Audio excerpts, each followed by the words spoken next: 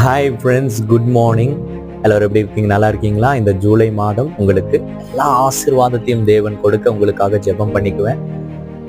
உங்களுக்கான வாக்குத்தத்த ஆராதனை நம்மளுடைய ஒன் காட்ல இருக்கு, மறக்காம போய் பாருங்க. நாட் ஓன்லி தட், இன்னைக்கு என்னுடைய விசிட்டிங் பிளேஸ் ஊட்டி. எங்களுடைய ஊழியர்களிலே ஒரு ஊழியருடைய தாய் இறந்து போயிட்டாங்க.